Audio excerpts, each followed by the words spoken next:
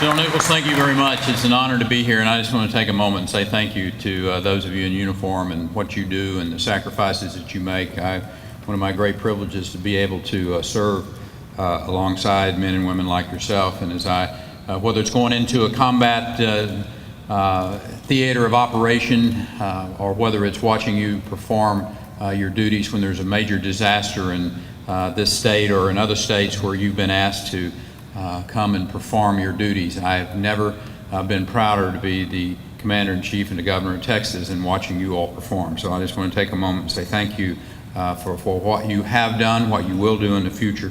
Kelly Hancock and Bill Zedler are here with us today representing the Texas Legislature, and I want to say thank them for their service. And earlier this year, as General Nichols was sharing with you, the Air Force announced plans to relocate this wing to Montana. Everybody here knows that I've had my disagreements with Washington, D.C. from time to time, but moving aircraft that are so vital to a hurricane-prone part of the United States from the Gulf Coast almost 1,000 miles away ranks as one of the worst decisions and ideas that I've seen come out of Washington in some period of time. It makes no sense. It makes no sense from our safety. It makes no sense for our security. It's essentially the same as telling the local folks that their ambulance service is going to be moved out of state. I mean, just to give people a little idea about what this impact can have on everyday folks along, not just in Texas, but along the entire Gulf Coast. And these aircraft are strategic assets for our national defense. Part of this unit has ably performed in a substantial number of areas of operation around the world: Afghanistan, Iraq, I think we were Bosnia and Grenada, and other areas of operation. But they're also vital to our disaster response team at home. And Nim Kidd, who's our head of our Department of Emergency Management, he knows so well how important the role that you play, as do the governors in our neighboring states and along the Gulf Coast. As long as these 130s are based in Fort Worth, they can be deployed anywhere in our state or anywhere along the Gulf Coast. Something as simple as a phone call. Now, you try that with the reserve units, or you try that with the regular Air Force 130s. I mean, I've had that experience before of trying to have aircraft that are regular Air Force or even reserve. It doesn't happen with just one phone call. Bobby Jindal, when Gustav was coming into New Orleans, he made one phone call, and the decision was made to deploy our aircraft. The TAG got the call, and in 2 hours' time or less, we had air crews that were readying these aircraft to get into New Orleans to take non-ambulatory patients who were stuck in New Orleans because there was not the ambulance service contract had failed. And they were taken out of harm's way. That's what you do. You save people's lives. And that's the reason the common sense is being lost at this decision. In 2005,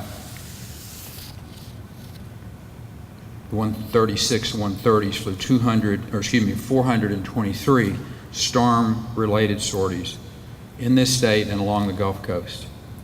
They transported over 3,000 packs. They delivered 939 tons of supplies.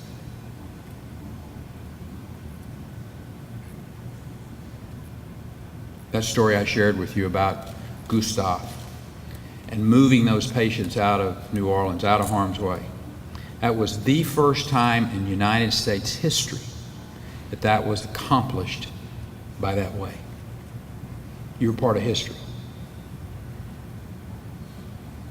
And again, it's the reason you make the citizens of this state so proud, by your service, by your sacrifice.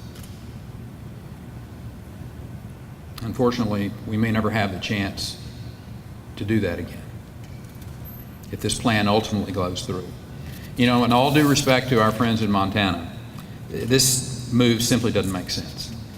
I know that Congresswoman Granger and Congressman Barton are both going to share with you some insight, and they're going to talk about why financially this doesn't make sense. They're going to talk about why strategically this doesn't make sense.